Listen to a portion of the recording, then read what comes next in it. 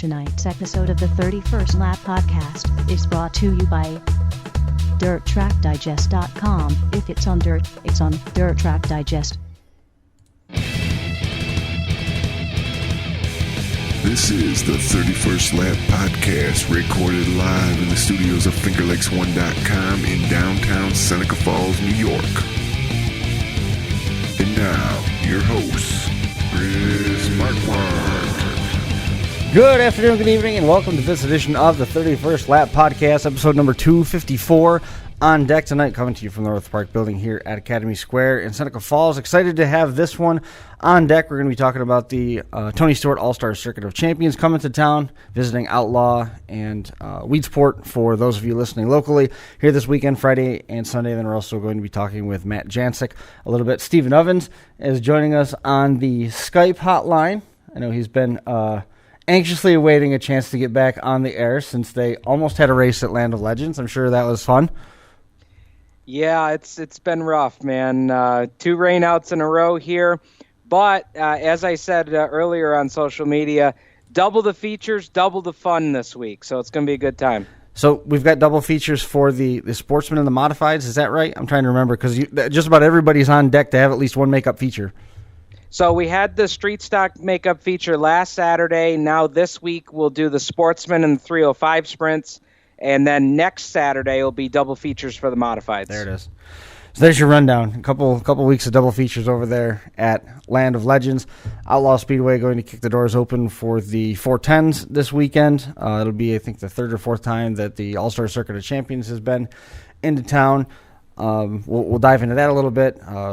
Jimmy Phelps celebrating a win at Fulton. We'll get into that in a little bit. We've got Weedsport to get into as well. But before we do any of that content that we get to, we got Matt Janczuk joining us on the line. Matt, how are you? I'm good. How are you? We're doing okay. You're chuckling. Is it because I said your name wrong? No. You definitely said it right. A lot of people do butcher it, though. It looks butcherable, but I'm glad we got it across the finish line. That's good. Tell me a little bit about the season, or at least the race at this point that you had at Utica-Rome, two-time defending track champion over there. You've got multiple track championships to your credit, and this certainly isn't the start that you were hoping for in 2019. Yeah, not the start for Utica, that's for sure. But overall speaking, I mean, we've come out of the box swinging hard, and we've knocked off 3 wins in 5 races at 2 different tracks. So I'm pretty happy about that. Right. But certainly not. I don't know. I feel so bad for Bill and Kim Shea. They really put everything they have into that racetrack, and Mother Nature just does not like them. Sunday, I got there just in time for Mike to post the release saying that the track had rained out and they weren't going to be in action, which was unfortunate in its own right. But even if the rain had stopped right that very second when he had posted that, there was virtually no chance of getting on the track. There was a river running across the infield. There was a second river running right down the center of the front stretch. There was zero chance of bringing that thing back from the depths, as it were, of Lake Utica-Rome. Yeah, it definitely would have certainly been tough with all the rain we've had all year, and I think the park a lot more so even than the racetrack. Yeah. The racetrack has very good drainage, believe it or not, there, and it's the parking lot that's probably needs some attention as far as drainage. It always seems to be the thing in question is, do we get all the fans in the parking lot and then not be able to get them out and have to get tow trucks there all night pulling people out? So that's another huge obstacle for them. Sure. You're looking at, for yourself at Utica-Rome, more than 40 career wins in the Sportsman car itself. Coming up on, I think you've got 4 track championships over there within the last decade. It's been a pretty good run that you've got over there, but more than just that, you've got the success that you found at Fulton Speedway and following some of the other stuff that's happening here in the Central New York region. How tough is it to get momentum going when you've got the start and stop style atmosphere that we've got? Even counting at Fulton, you've had a couple waylays with rain where things haven't quite gotten off the ground the way that you want them to. What kind of struggles does a team face, as strong as your operation has been, getting up and running when you've got this start, you get a couple, then you get rain, or you got this consistent stretch of rain like you've seen at Utica?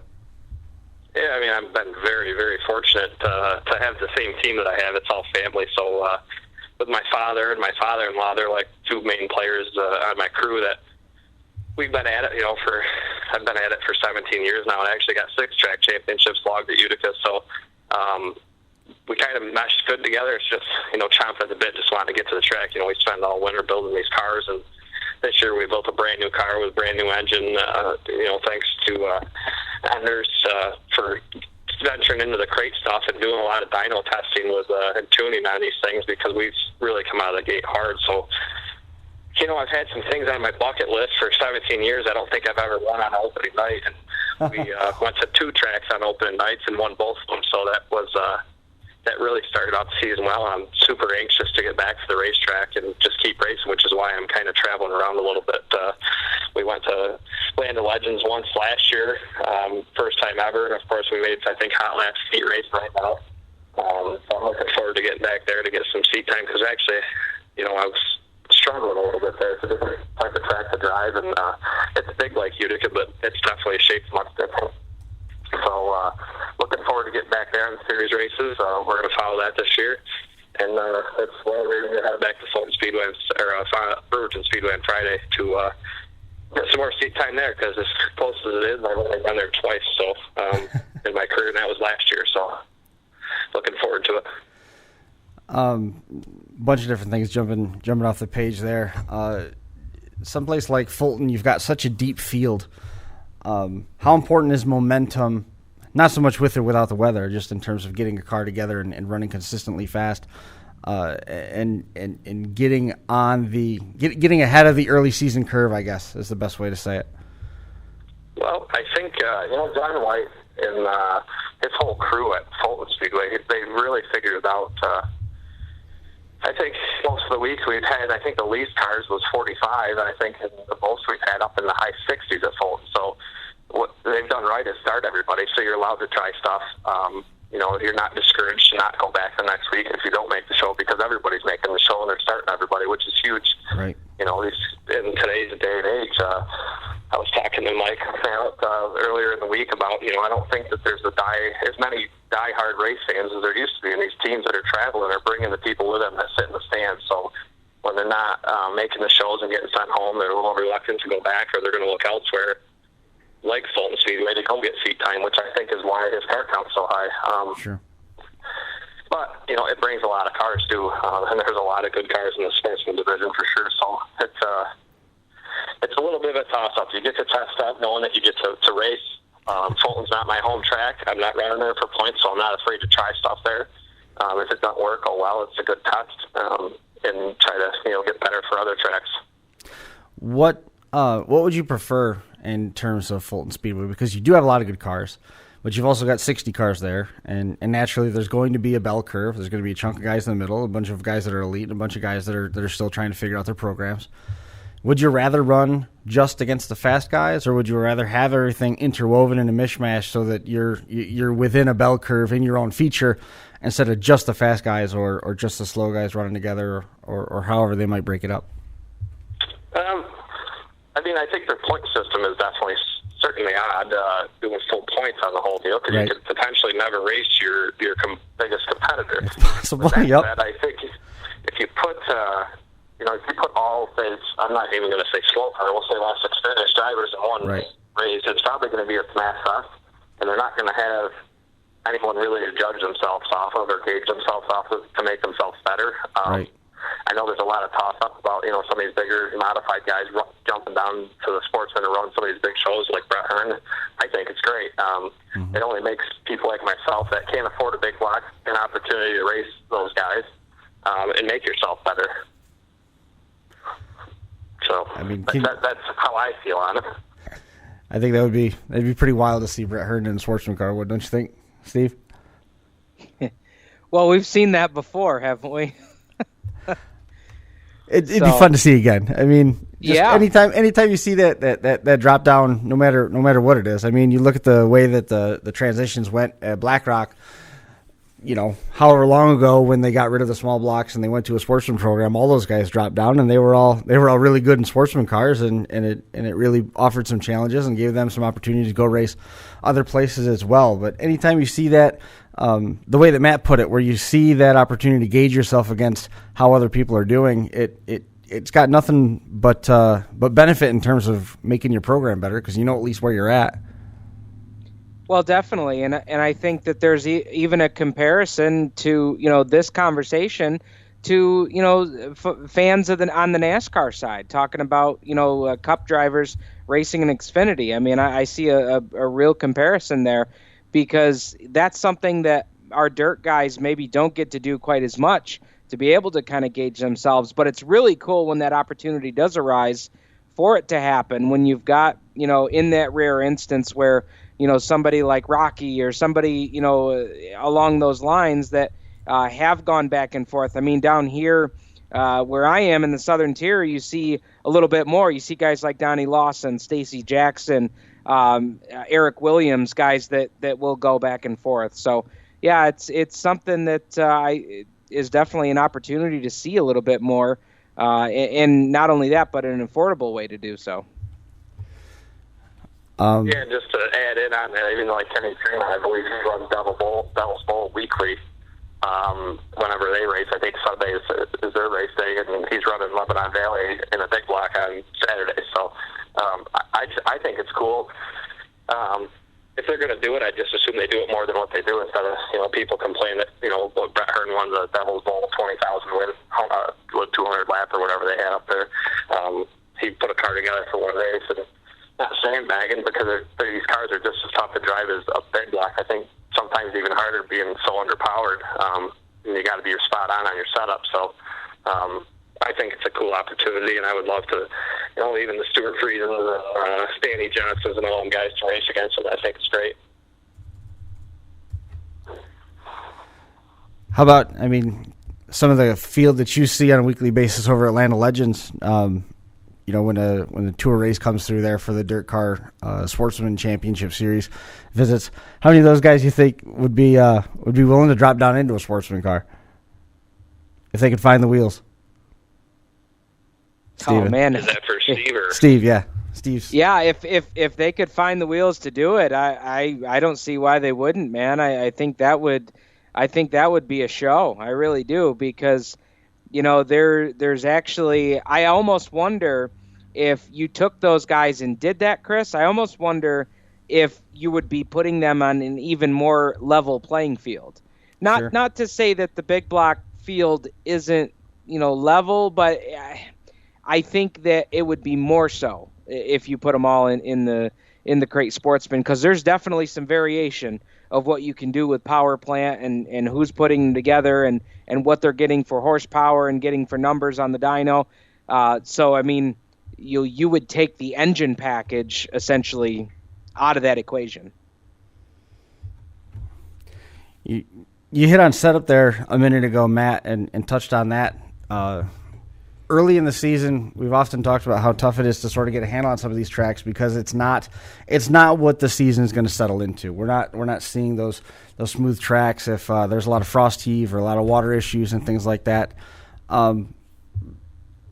How valuable are notes early in the year? I know that sounds like a dumb question, because obviously notes are always valuable, but is there consistency when you're this early in the year? The track configurations don't change that much, but you've always got these different variabilities in what you've got in terms of the excess water in the track, the rainfall and things. Obviously this isn't typically a conversation we have a couple weeks into June, but this year we're fortunate enough that we've had rain every time we try to put a car on the racetrack. So how does that juggle the setup combinations, especially when you're running multiple different tracks? Yeah, I think that's probably one of the biggest things I've worked on in the last few years, and is taking very good notes. I'll sit down every Monday after the weekend. I'll step into my trailer. I keep bringing my setup book with me, and I'll put notes in there that the track was heavy in the heat, rough here, holy, choppy, slippery in some spots or through the middle, and just take those notes, because for me, they're huge. I think, to be able to go back and say, track had bite in the heat race, and we had a little too much gear or not enough gear, and that stuff you can relate to. So that's definitely huge, especially for new teams, to make sure that they're taking good notes to reference, because I can't remember all these racetracks that I've run in my career so far. Right. To remember gear, and I've got a lot of seat time in an open Sportsman, which has 200 more horsepower than one of these. Great. So everything's still learning for me with the gearing, and crate cars, like he was talking about, with a limited horsepower to a big block.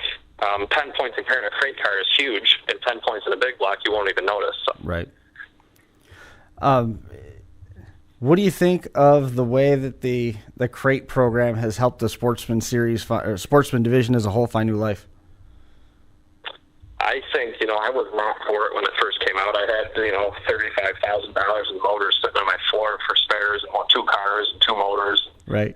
I was dead set against it, but I think without it, the sport wouldn't be what it is today.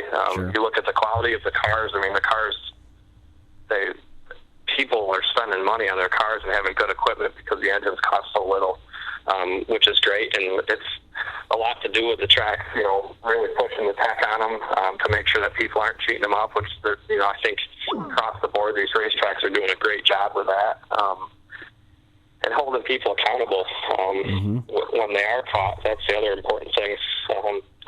I just think the quality of cars in the racing is very good right now in the Sportsman division. I think it's a lot better than people give it credit for. The accountability is such a huge part of it. I mean, that accountability piece is a big thing across the board, whether you're talking about circle track racing, whether you're talking about just general public. I work in a school. Accountability is something that is a recurring topic. It's a very big part of it. Yeah, it's definitely, if there's no repercussions for people doing things that they're not supposed to, then they're just going to continue to do it. Sure. And let's change gears a little bit and talk Fulton. You said that the layout is similar, but it's a completely different animal in terms of running the Sportsman car from Fulton on Saturday to Utica-Rome on Sunday. Visually, you can see that's the case. Obviously higher banks at Fulton. But what about in terms of having the Sportsman crate motor combination versus just an open Sportsman car? Just really, you have to be able to have good momentum, and now with the crate cars, you can't shut them down like you could with any other engine package that had some horsepower where you could get off the corner. So, you got to make sure the cars are freed up so that they roll through the center of the corner is good. If you're off a little bit, everything's exaggerated with these motors being cylinder powered. So at Fulton, especially with the banking, you get into the corner, they want to almost get right rear tight, getting through the center. So you have to free the car up to get through the center good. Where if you had horsepower, you could just hit the gas and drive through it.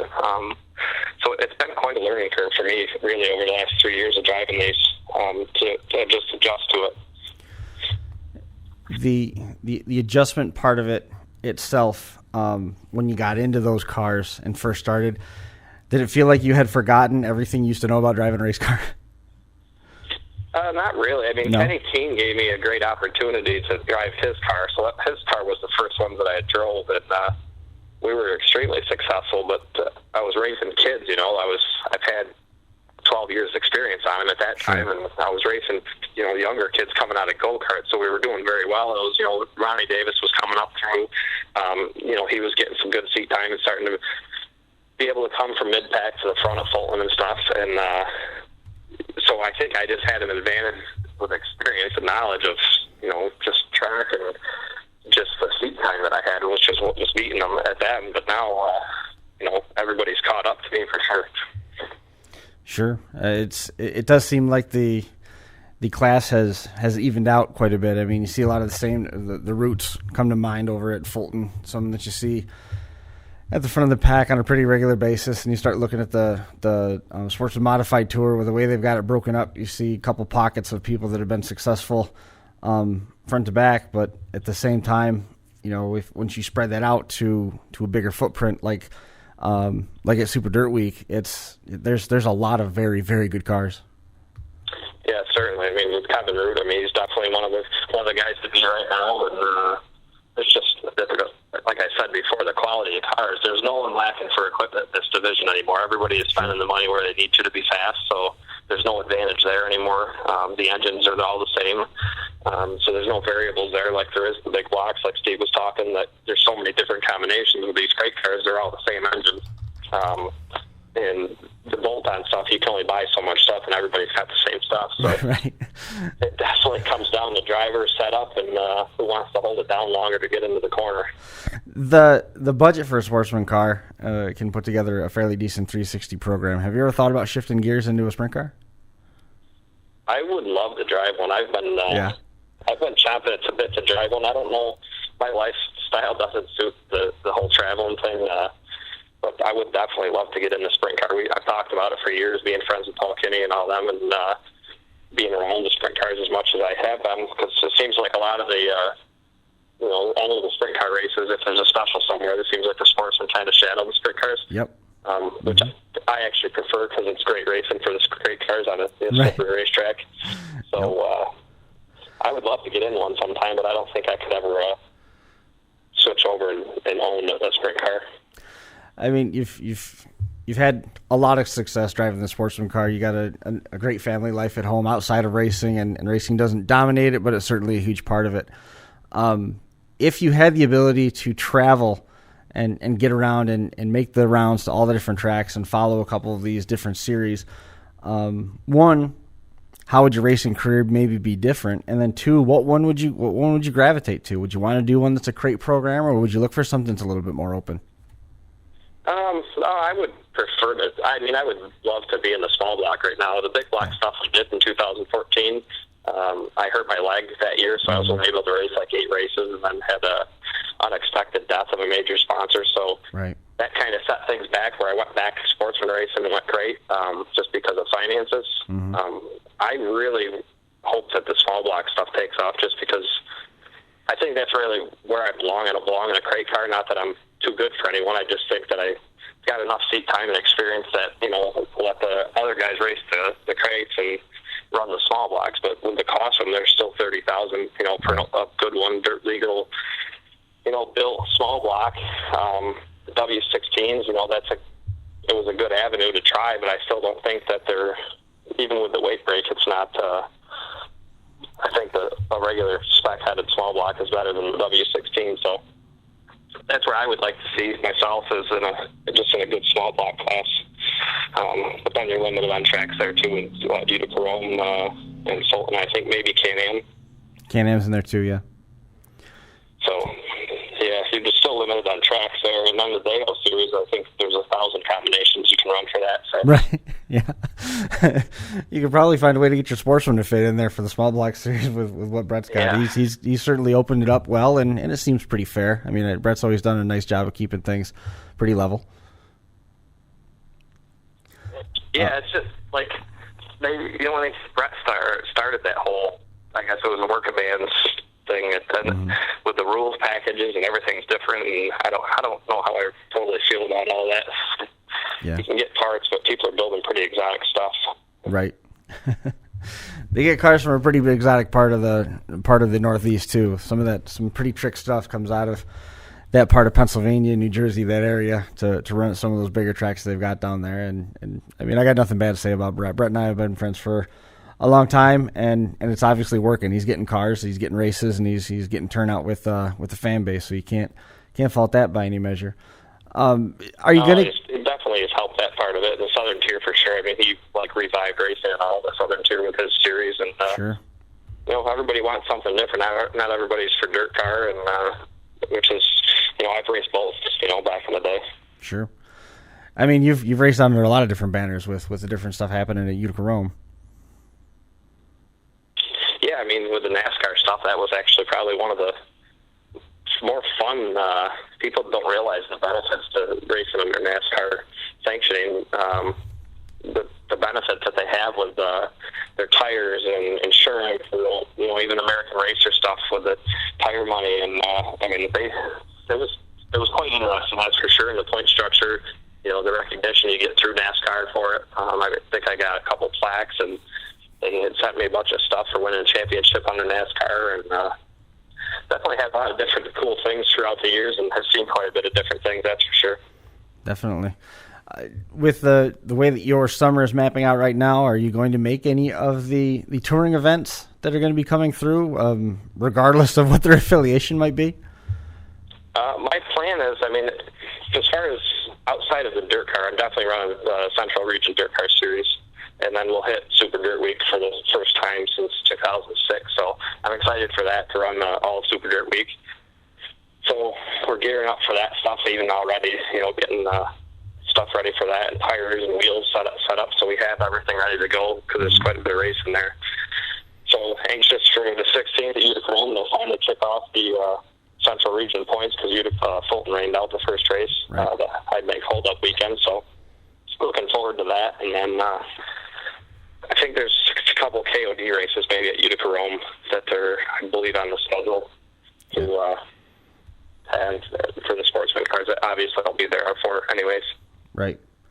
How do you feel about Weedsport? They got an interesting Sportsman program put together over there. Weedsport's fun. Again, another track that's not too far from here. I raced there twice last year, and I've already been there once this year. We finished sixth there a couple weeks ago, and it's a fun track, and I love how it gets so slippery, and it's just absolutely perfect for these cars. When the track is that slippery, it's not fun to drive these crate cars when there's bite. They have no power. Right. Everybody's the same speed. You can't pass. People smash off each other to get by when it's got bite. For every promoter out there, if they're listening, at some point, like, the Sportsman need to be ran late in the show, because that's where your race is going to be in this class. So, sure. It saves equipment. These teams have good-looking cars, but they're still spending their last dollar getting there. There's not a lot of money in the class, but there's people putting the money to make their cars look nice. And you can slow the speed down on the track, and that's when the cars stay in good shape. We got fortunate enough that the Wild 100 is going to be rescheduled, which is going to be cool. It's going to be on the 25th of August. How excited were you to see that 100-lap event at Utica-Rome? Unfortunately, it was rained out, but at least it was on the schedule. I'm actually really excited. Once again, I hope that the cars show up. Last year they had a 50-lapper, 5,000 to win. So, and I don't know. I think they maybe had 60 cars. So this year it's twice the laps, half the money. So I hope the cars show up. I don't know what. I think it's a cool opportunity for us to make 100 laps. I've done it multiple times in the years past. My Open Sportsman, I've qualified at Utica for the New Yorker races with my sports motor against small blocks. So I'm pretty excited for that.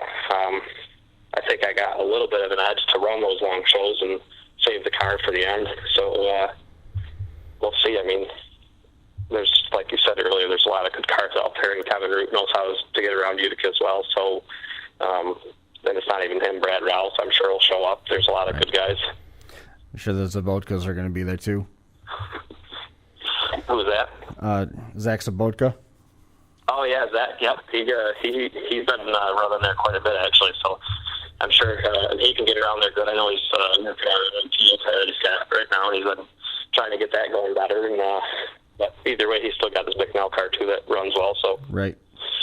There's certainly enough good cars and a lot of good people out there that we're going to race against. Unfortunately, I don't know off the top of my head what the purse in full was last year. I know it was $5,000 to win, but was it still good money to start? Was it still like $250 to start? This year when they do have it, it's scheduled to be $2,500 to win. But if you make the main, it's $250 in your pocket right off. Yeah, and I think I don't think it was that much last year, and I also think that they intend on paying out in the other mains for the non-qualifier races, which I think will be big if they do that. I think it's, from what my understanding is, I think they would like to do that. Can't go wrong with that. Steven's back. Oh. Welcome back. Yeah, thanks. Sorry about that. How's your computer now? Oh, it's good now. We're right back where we were. Matt, talking about that race, though, I mean, 100 laps, you guys have done some longer distance shows, but man, what is it going to take to try and, be competitive and be there at the end there in that 100-lap race? I mean, is it just as simple as that? Just making sure you're there at the end and got the car to do it? That's what I think. I mean, obviously, car preparation is going to be huge. Making sure you got to I don't know, I have to be relaxed at the races now. Some people are running around like maniacs, grinding tires and changing shocks and doing all this stuff. I want to be prepared before I get there and have a game plan of like, you know, if the track does this, I'm going to do this, and I'm going to change these tires and put these shocks on. And I mean, for the most part, in New York State, we pretty much know what we're going to have for a surface when we get there. I think at Utica, it's just you got to be there at the end. You know, make smart moves early and don't make dumb moves. So that if you're not there, if you're not on the track racing in the last 30 laps, you can't have any shot at winning it. So I think it's just pacing yourself and saving some power for the end, and if you need it, and hopes that you have it, and good tires, and hopefully enough fuel. I feel like we've got smaller fuel cells in these cars now than we used to have. I think I always remember having like 24-gallon fuel cells, and now I have 22-gallon fuel cells. So I think there's plenty enough gas. Big blocks can do it, but I don't know. And everybody keeps talking about the fuel issue. I don't know if the big blocks use as much gas as our crate cars because we're on the gas so much. I never really thought about that. That's a great point. You guys are on the throttle a little bit more maybe than some of the big blocks are. And then depending on how the cautions fall, I got to believe that you guys are going to see at least some caution periods in a 100-lap race with the Sportsman cars. You'll get a couple slowdowns that might save you a little bit too. Yeah, I would think maybe a few, but I was actually surprised. The one race we have gotten in at Utica, it went green to checkered. Everybody was talking about how fast I was. I think I won by almost 7 seconds, but it went green to checkered, and I started up front. So, it's easy to kind of pull it, run away, and hide, and I can get through the traffic there pretty well. But, yeah, these crate cars, you're pretty much on the hammer all the way around for the most part, and you're not conserving fuel at all ever. So it'd be mathematically, it should be easily doable, but you never know. Like, it's depending on what happens. I mean, I've done some calculations and tried to figure it out, but I know what I burn as far as fuel a night, and it can be done, but it's definitely you got to make sure there's enough fuel in it. That's for sure. What about your tire combination? I mean, you're relatively limited in terms of what you can do with that. Is that going to be able to hold up for 100 laps? I think the tires, Utica-Rome's pretty fair on tires, but it all depends on how early we start in the day too. Like if how high the sun is, that track, if that takes rudder, then that changes everything. Well, that's a game changer no matter what you're in. Yeah, but we're still open to compounds too, so we don't have to run 300s either. That'll be good. Gives you a little bit of flexibility. Yeah, it just makes more options to run other things. But then you hit on it. I think touching on one of the other things we were talking about earlier, I think it'd be cool to have one of them all-star races and get some good sportsman teams to supply cars for modified guys to run a special race for big money. I always thought that would be cool, kind of like the Dream deal. Right. Yeah, I mean, I think the Dream's this weekend, isn't it? It's probably just about ready to get started. I saw Scott Bloomquist was going to be back in the car. Shannon Babb's going to be driving a second car out of the same stable, but Bloomquist was running some testing, and he's going to be back in the car this weekend. Oh, that's good. Yeah, I'm not sure if the Dream is this weekend. I don't remember. I thought it was this weekend. Yeah, Steven's nodding. Maybe I'm the only late model fan. Am I alone over here? Have I... Well, you might be in this part of the country. What's that, Steven? I said you might be in this part of the country. Right. I liked what Matt was saying. Go on now. Oh, I like the late models. I mean, every year I go down to Charlotte for the World Finals to watch, and man, those things just put on a wicked show. I just love watching them, and I know Brett Belden's offered to let me drive his at Fulton, and I drove a pro stock once at Utica-Rome and won my heat race, and I thought I was setting the world on fire. So Glenn Ford let me drive his car out there once, and the night didn't end so well because the car broke, but Brett's offered to let me drive his late model and hot laps at Fulton, whenever I want, and I don't know. It's different when you're racing versus driving because them short lane cars are so much different. Right. Did you, you talked about going down to Charlotte. Did you go down to Florida for that race in Lake City? I did not. No. I didn't even have a car, I don't think, when that race happened. Oh. Nick Nell was so backed up building cars. Sure. This winter, everything was just pushed back. And like I said, I built a brand new car this winter and took my time building it and replacing a lot of parts and putting new stuff on it just to make sure we had all the stuff we needed to win races. Because I had done an interview earlier in the year with a local newspaper, and And that was one of the things he asked me what my goals for this year, and it was to win races because I just want to win a lot of races. Right. As does most everybody, but at my day and age in my career and the seat time that I had, I only won 3 races last year. I had a ton of seconds, so this year we started off with 3 wins. We're pretty much right out of the box, so we're definitely on a roll. And then we got Brewerton coming up tomorrow night. Yeah, I can't wait to get there. I mean, the track is so fun to drive. I felt like a maniac the last time I was there because it's so easy to overdrive turn 1. It's so short and sharp, and you have to, stop, and I just had such a hard time letting off the gas. I'm used to, sweeping into Utica, on the hammer pretty much, and it's so fast. Sure. You really have to shut it down there. I kept finding myself out by the turn 2 wall so fast, but I somehow made it work, and ended up, I think the first time out there I started 20th and finished 3rd, so I was definitely pleased with that. Right. Well, man, Steven, you got anything else for Matt?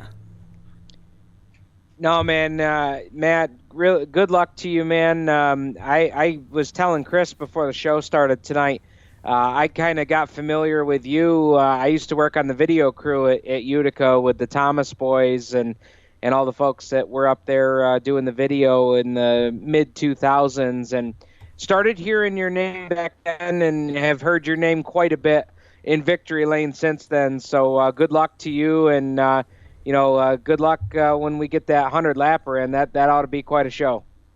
Yeah, I think that'll be a lot of fun, and Steve, I appreciate the good words. Anybody that you want to make mention of before we let you go?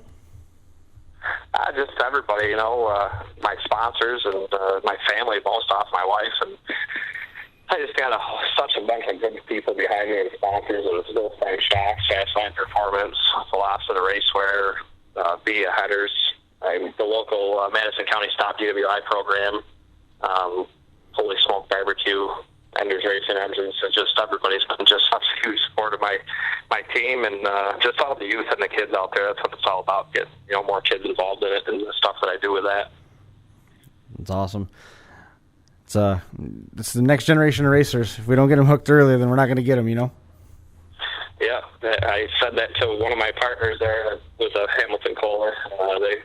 They wanted to know how to, get kids involved more, and I said, well, that's pretty easy. Just bring a race car. And they said, really? I said, yeah, the kids have been playing with race cars, from the minute they could grab them, little boys play with cars. So it's not very hard to get youth involved in racing if you can expose them to it early. Just show it to them. It's a great theory. I don't think anybody's ever put it that simply, but it certainly makes a lot of sense, doesn't it?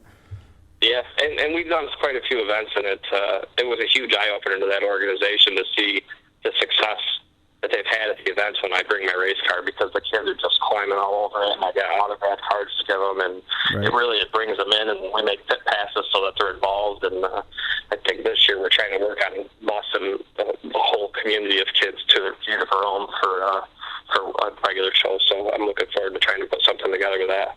Awesome. Well, man, enjoy the impromptu weekend off. Motocross racing again at Utica-Rome this weekend, so you don't have to worry about Sunday night making the venture out to Brewerton instead. Wish you the best of luck over there.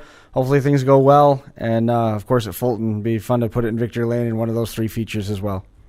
Yes, thanks a lot. Thanks for having me on. Yeah, man, I'm glad you answered quick, and we could get you on. I appreciate it a ton. Yeah, no problem. Anytime. We'll see you in a couple weeks. All right, sounds good. Thanks a lot. See you now. There goes Bye. Matt Janczuk, 6-time champion over there at Utica-Rome Speedway, 2-time defending, won the last couple over there at Utica-Rome. Good guy to talk to, man. We'll be talking to him again, I'm sure. He is, and he is. When you go to places like Utica, you talk about drivers that have had success and that drivers that you look at as being the standard. Matt Janczuk is the standard when you go to Utica-Rome. Yeah, he does just fine. A little bit of Wing 360 action to chat about quick. Billy Van Inwagen picking up a win at Granby, and then Paulie Colagiovanni winning at Drummond. Cornwall got rained out as the Empire Super Sprints were in action up there. And the 410 is going to take center stage. Tony Stewart's All-Star Circuit of Champions. He's adjusted his schedule so that he can be in action both Friday night at Outlaw Speedway and Sunday over at Weedsport Speedway. they've had a ton of rain trouble. I think they've only raced a handful of times since they've tried to get racing up and going. They've been struggling a little bit, but right now it looks like the weekend should be pretty good for them. Yeah, the weather's looking awesome, and that show is awesome. Ryan Smith picked up the win in that show last year, and that was an incredible race. I mean, sprint cars generally do put on a good show at Outlaw, no matter what division it is, but that show last year was really good, and I expect a lot of the same. Ryan Smith will be back, Tony will be there certainly, and then all the All-Star Circuit of Champion regulars as well. One guy that didn't have a good run last year that I would be interested, A, to see if he's going to be there, B, if he is, how he will run, and that's Dave Blaney. Dave Blaney was one of the fastest cars on the track last year. Unfortunately, one of the implement tires jumped out and bit him in turn one, and that ended his night, but should be just a stout field and an even better race. Yeah, Tim Schaefer on the list to be in action, along with Tyler Esch, Greg Wilson going to be out there, Brock Steerfrost, Jared Zambati also scheduled to put a 410 in. He's got a power plant available, so it looks like he's going to be racing with him as well. He's won a time or two there. He's done okay. You made reference to Ryan Smith. He won back in 2017. Paul McMahon won in 2018. The All-Stars were back in September with Carson Macedo winning that one. Weedsport, again, going to be welcoming them. That's going to be running in conjunction with that modified series that they've got over there. $3,000 to win, and there's a $500 bonus on deck for the 358s. Eric Rudolph, he won the last one, so he's got the series standings lead over Billy Decker, Stu Friesen, Max McLaughlin, and Larry White. Larry White's been on a bit of a tear over at Fulton. He's got 3 wins over there already, so he's probably going to be somebody to contend with when the modifieds take the track in conjunction with the All-Stars at Weedsport. Yeah, for sure. He has been unstoppable at Fulton so far, and I think that's something that, with him being in the weekly field, I think that's something you come to expect, but it's a whole nother thing to actually get out there and do it. And actually, Chris, he's done it in about every way you can. I mean, there's been races he's run away with. He's won thrillers. He's had to make big moves to take the lead.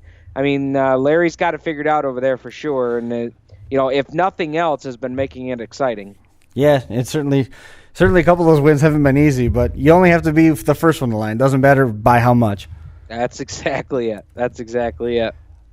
You're wearing the Matt Shepard gear tonight, and Matt Shepard, he had 11 straight wins going into last Friday's, after winning last Friday at Outlaw Speedway. It didn't come to pass the rest of the weekend, so it stopped at 11, but picked right back up where he was left off at Outlaw. He's now got 4 in a row over there in Dundee, and it doesn't show really any signs of slowing down. No, he really doesn't. And I kind of wore this for a couple of reasons tonight. One, I kind of wore it to fight back at some of the haters that have been hating on 9S Nation all season this year. The other reason I wore it is because they just came out with these. They're cool, man. It's a performance material. I love it. It's warming up now, but I definitely wear it out in the fall. But anyway, I wore it because when I bought the thing, Beth shared with me that Matt wasn't sure that these were going to sell. He wasn't a big fan of them. And I told her, I said, well, you better go back and tell him to just leave you in charge of the, apparel, because 3 other people bought them when I was there. So, I like to, as anybody, buy your race apparel and spread out what drivers you support. But this one was all material, man. This thing is, it's a hoodie, but it's not a heavy sweatshirt hoodie. So, okay. But anyway. So they were concerned that it wasn't going to sell. Well, Matt was. So Beth told me to, next time I saw him in the pits, to make sure to let him know that 3 other people bought them. And in fact, Chris, here's a funny story. I came home with this from the racetrack and got in trouble because I didn't get one for the wife. Right. Of course. So I had to go to the races the next weekend and get another one. So just in our household alone, there's 2 of them now. Right. I think if you put a 9S on a dull cheese grater, you could sell them. Yeah, well, I mean, I think some of the competition would probably be buying them. They're trying to figure out whatever it is that this guy is doing. But, I say that and kind of make the joke, but it's, I watched the video highlights from Big Diamond the other night. Matt just won again with the Short Track Super Series. But the thing about Matt's run right now is if you go back and watch that highlight package, I think where Matt, and it's not just at Big Diamond, it's anywhere he goes right now, Matt is so good in the center of the corner. His car is going through the corner with more speed than anybody out on the racetrack. And I feel like that is where he's got an edge right now. I mean, certainly there's plenty of smoke under the hood too, but, at the end of the day, this guy knows what he's doing with these cars. He knows what he wants in a car. And right now, his car is going through the center of the corner better than anybody else right now. And that was the difference the other night. I mean, he started in 21st the other night. I mean, he's started up front and won on a draw-redraw race. He's starting in the back now at Outlaw because their handicap's now in effect. The handicap is now in effect at Land of Legends. But the other night, they didn't have a good night. They had to come through the Consi, started 21st, and still won the damn race. So, I mean... It's Matt Shepard's world right now. We're just living in it. Right. Exactly. Exactly. What else right. can you say?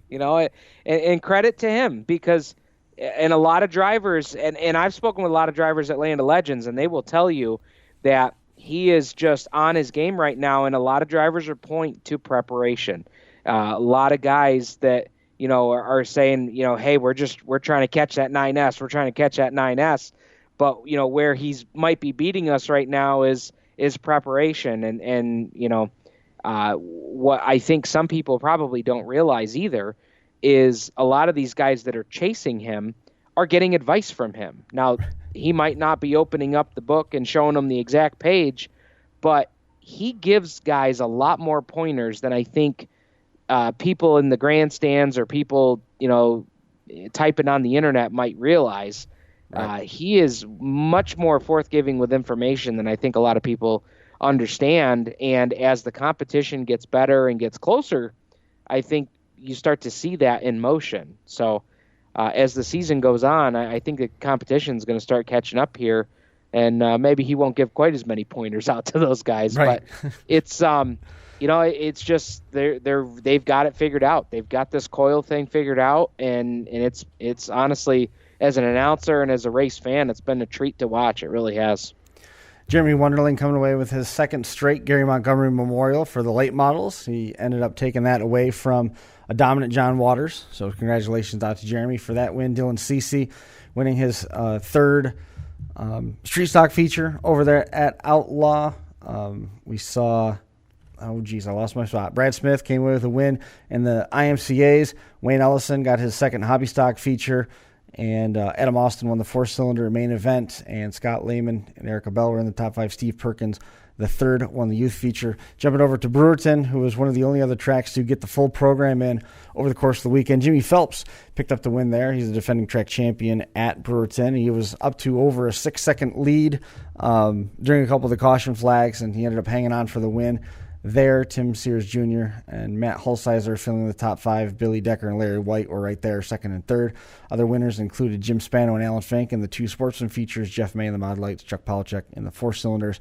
And weather affecting things, to say the least, over at Land of Legends. However, that didn't derail Adam Depew at all, coming up with a win in the Hellover feature for May the 25th.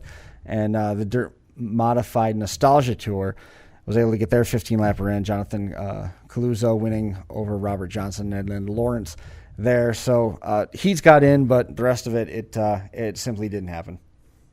No, it sure didn't. And we actually, what we did was we ran the Dirt Modified Nostalgia Tour. We ran their hot laps and heat races before hot laps started for the rest of the competition.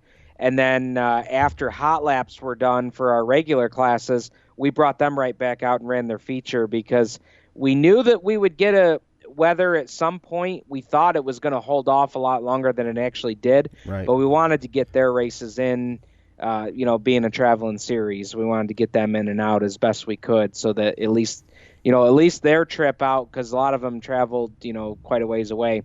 it wasn't a wasted trip for them, and they'll be back a little bit later this season too. So, but yeah, I'm excited, man. This weekend's gonna be fun. I'm looking forward to going out. I'm gonna take in the Outlaw show tomorrow night with the All-Star Circuit of Champions, and then Saturday got double features for Sportsman and Sprints. The double features will start the night off, and then we'll get into the heat races and go on from there. And actually, I say heat races. There's only, I believe, street stocks and modifieds that have heat races. Essentially what we're doing, Chris, is picking up last Saturday's show and just picking up where we left off. That's cool. So there's been questions kind of flooding in about drivers that weren't there last weekend. So like the Sprints and the Sportsmen have already contested their heat races. So all we have left for them is a consolation and then the B feature. So if they want to tag on to the end of the consi, they can do that. Otherwise, the fields are kind of set there. And so, at the end of the day, we end up losing a show because this week we pick up from last week's show. So we'll end up, if you're looking at number-wise, we're essentially losing a show this week. But it's tough. We've had 2 weeks in a row where you get heat races in and then rains come, and it's like, what do you do? It's honestly, it's a promoter's nightmare trying to make up feature races, and if you're at a place that you've got a lot of divisions and you have to make up all those features, that's a lot of makeup features. Yeah. You can spend 4 or 5 weeks trying to get them all in. So. Well, I mean, you look at somebody like Outlaw and Tyler Seary with all those divisions they're running. If they get all the heats in and then they get a rain out, first off, that was the worst timed weather pattern of all time. Yeah. But on top of that, I mean, to try and make up all those features, it's going to take you a month. It's going to take you 6 weeks. It happened to us at Woodhull 2 years ago. We got all the heats in, and it rained, and we couldn't get any of the features in. It took us 5 weeks. And the reason it took us 5 weeks was because one of the weeks we were going to run makeup features for 2 classes. Guess what? It rained out. So wow. It literally took us 5 weeks to catch up. It was a nightmare. Jeez. That doesn't sound fun at all. Quick note, Oswego Speedway was scheduled to be off this weekend. They're going to be back in action this weekend. The 350 Supers generating a little bit of attention there. Then they've got the small block Supers that are running in addition to the regular Super Modifieds. The Super Modifieds and the ISMA have brokered a deal, so they're going to try and not poach one another, but work together a little bit more to generate more interest and more support both back and forth, which is kind of cool. I don't know if you've been following along with that situation to Oswego. I'd like to get somebody from Oswego on sometime to go into a little bit deeper detail about that and all the stuff that's happening out there at the Steel Palace. It's far enough off the beaten trail for me where I'm not up to speed on it as much as I'd probably should be. We just spend all of our time looking at the dirt side of things and not so much on the asphalt side. Yeah, one that he's a driver in 2 divisions, and their PR guy at the track. Camden Brown would be a great one to talk both from the track side and on the driver's side. He's racing in the super modifieds and the small block supers, and they've had some good storylines. I keep up a little bit with Oswego. Former, I guess, podcast mate of mine, I would say, Tom Baker and Camden, and from the track started a podcast talking about super modifieds this year.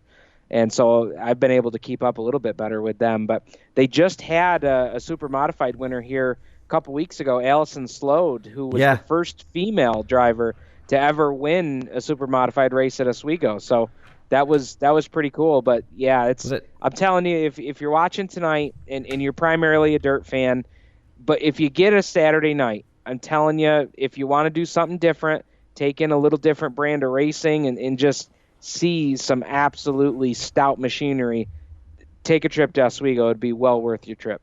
So my dad tells a story from when he was much younger where he and some of his cousins wanted to go see some of the racing that was a little bit different, so they decided they were going to make the trip up to Oswego. They went up there, they caught the heats, and they decided that Oswego was cool, but it wasn't quite for them, and they made it back in time for the start of the features at Canandaigua. There you go. It's covering some ground, isn't it? That's making good time. Right? Wow. Little different era there, but nonetheless, covering some ground. Well, I got that. I was talking to Matt here, our guest tonight, about videoing up at Utica-Rome, but that was when I first kind of got started in that. I got to spend quite a few Saturday nights at Oswego on the camera crew with the Thomas boys up there too, and I'm telling you, dirt will always be where it's at for me, but to take on something different like that, it was pretty cool. The first time I ever went to Oswego, they put me on a camera on a one-level scaffolding on the inside of turn 2. Right. And the first time Greg Furlong and Otto Sitterly come out of turn 2 and just laid on the gas, the vibrations and just the power of those cars, I thought it was going to rip my jeans right off. Like it was unbelievable. They drove by that first time and got on the hammer in front of me, and my knees were shaking the rest of the night. I had to pick my jaw up off the ground. It was really something. It was really something special. We never filmed from there again, but it was really something cool. Why not? Why didn't you film from there again? The camera wasn't steady, they said. I don't know why. That's awesome. Good times, though. Yeah, never forget that. On the plus side, they do bring the dirt to you in terms of Oswego's racing.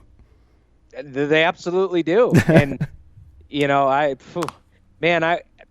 for something that we weren't sure of, boy, has that turned out to be a great thing. It's been okay, hasn't it? Yeah, absolutely. And the struggle of that first year, I know really put everybody like, man, was this really a good idea or not? And I'm so glad that every year since, it has just proven and reproven why that was a great idea and why that was the right place for Super Dirt Week. I mean, it's taken on a life of its own already. And, even though, a lot of us veterans of the Moody Mile still miss that, I got to tell you, Oswego's been a great second place runner. Yeah, it's still not the mile, but you're right. It's a very viable surrogate. And at the end of the day, too, Chris, we can all say and we can all share stories to our kids and grandkids someday that we were at the Moody Mile back in its heyday, and when the racing was great there, and we got great racing now at Oswego too. So. And that's something that they can see and go watch. Sure. What else we got on deck? What did we miss? Oh, man. I think you kind of covered it. Now, there's some midweek shows coming up that are going to be pretty cool. I don't think it's this coming week. I think it's the week after the Short Track Super Series comes to Outlaw. But next week, that Gladiator event at Genesee Speedway for the modifieds is going to be up there at Genesee. And the last year when they ran that race, they had 27 cars, which for a track that doesn't run modifieds on a weekly basis, 27 good. Cars not bad for a special show like that. Not at all. I got to take a look at the schedule. I'd like to get up. Genesee's a real racy track, and I know Phil Vigneri and some of those guys are helping put that show on. So that would be a good one to take in. But we got we're starting into that part of the season where the midweek shows are coming, and sounds like there's some good ones coming. Yeah, the big show's coming up too here before too long. Big Show 11, if you can believe that. Brett Hearn's race. Yeah, and did you see the press release today on that? I missed it today. No, what? It just came out this evening. The Big Show 11 now is going to pay $11,111 to win. That's cool. That's big. Yeah, it's a good big purse. show. That's a good first place chunk. I wonder what the whole purse is. Did it say? That part I just kind of skimmed the first paragraph or two there, but yeah, that was the headline. $11,111 to win. I just got a kick out of some of the local off the beaten path events when they said it was like 5,000 to win, and you got there and it was 1,000 for first, and the remaining 4,000 was spread out through like the back of the top 12. Yeah. It's like, all that money was won. It didn't say 5,000 for first. It says 5,000 to win. It's like, well, I think that's verbal one gymnastics, way, never good. Well, I think that's one way that racing has changed in 2019. Yeah. In the last few years, and not just your headline division either. I can't tell you how many times we would get questions for a mini stock race or a street stock race. You can tell them all day long what it pays to win, but there's a lot of those budget racers. I don't care what it pays to win. I want to know what's the tow money. Right. What am I going to get minimum if I come out and race that night? Yep. And, I don't know. I would even say 20 years ago when I was racing, I was just happy as hell to go racing. I don't care what it paid. Right. But that's how, that as costs go up and, purses remain the same or go up incrementally, that's something that's different in 2019 than, 20 years ago. Well, that information a lot of times is readily out there, and the lap money thing certainly does help too. Yeah, definitely. Helps by leaps and bounds. So you're all clear? You're all healthy? Good to go from the doctor? Yeah, man, we're good to go. We're good to go. I actually, got everything going in the right direction, man. I finally decided that making the fat guy jokes about myself was, time for that to come to an end and actually do something. And so now, my God, my wife's got me running and going to the gym, and we've done 2 5Ks already this spring. So that's awesome. Good for you. Got on the wagon, man. It's time. So very good. Well, that's great. So in terms of your schedule, we're looking probably. I think we're going to be looking at 3 weeks. Next week is kindergarten graduation, so we won't have any motorsports programming on the air Thursday. And the following week, we've got a couple guests lined up for final rounds, so it'll be probably 3 weeks. If you're around, you want to come back? Hey, man, I appreciate the time. Anytime you need somebody, and I love talking racing. Sometimes I talk too much, but I have a good time doing it, so I appreciate it. Perfect. Well, we'll look forward to that. All right. Perfect. All right. Whew. The camera wouldn't change. That worked out great. So, I appreciate you coming and hanging out with us for a little while. We'll make a plan of that then in a couple weeks. I'll get a hold of you and we'll figure something out. Sounds good, man. Well, I appreciate it again, and I think that is going to do it for us here at the North Park Building at Academy Square. We'll see you back here again in a couple weeks. Again, next Thursday, no programming for the motorsport side of things because we're going to be at kindergarten graduation. Kelsey graduates from kindergarten, and then we will be back the following week after that with some drag racing content. Final round will be back on the air. We've got a couple guests on deck for that, and then we'll be back here with the 31st lap. We appreciate all you folks tuning in. Get out and enjoy some racing. It looks like the weather's going to be awesome. I will be at Utica-Rome on Sunday morning with the motocross track. All-Star Circuit of Champions is going to be at Outlaw Friday and Sunday. And big thanks out to Matt Janczuk for coming on and hanging out with us for a bit. That's going to do it for episode number 254. We'll see you again. Thanks.